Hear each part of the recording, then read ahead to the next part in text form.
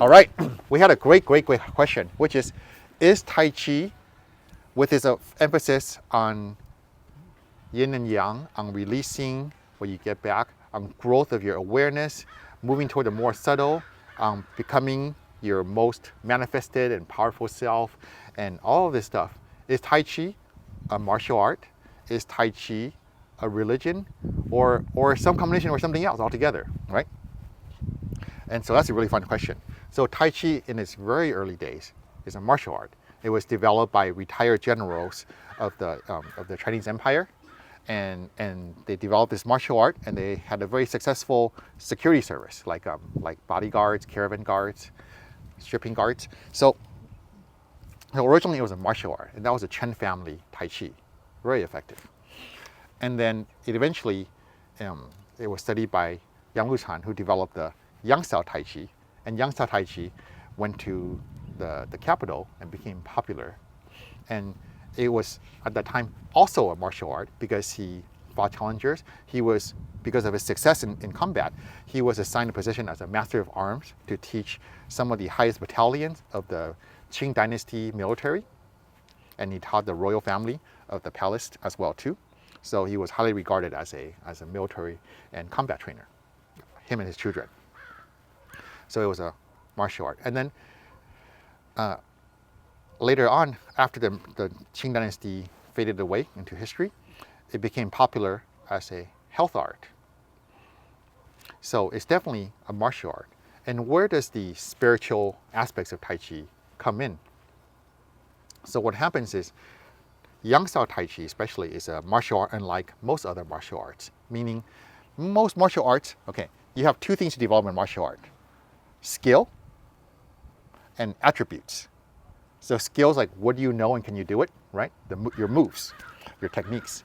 And your attributes is like how you are, how fast you are, how strong you are, how heavy you are, how dense your bones are. Those are your attributes, right? So your cardiovascular fitness. So skill and attributes. Well, in Yangstyle Tai Chi, you definitely need skill.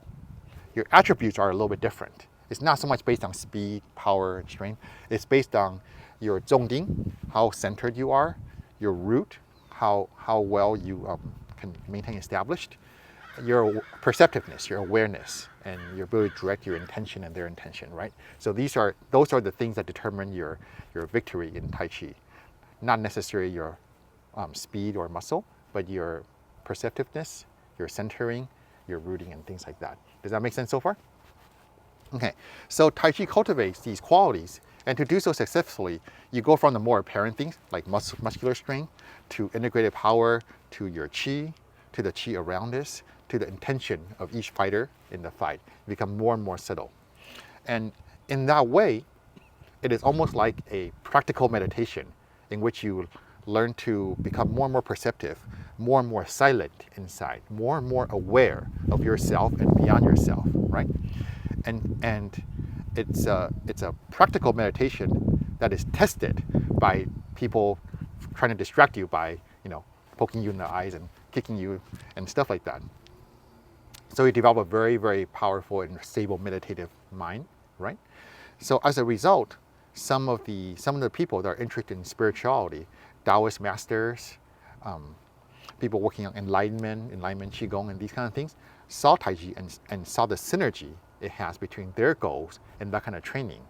So when you combine that, Tai Chi becomes a very effective way to develop a strong and solid and stable mind, an expansive and perceptive awareness that lends you to climbing up the mountain of spirituality, to as high as you want to go, wherever that may take you, whatever religious belief you have, is very good in support of that. So that is to say, I think no matter what philosophy or what religion you like to practice, being calmer, being more stable, being more self-aware, being more interpersonally aware, and all of that is all helpful, isn't it?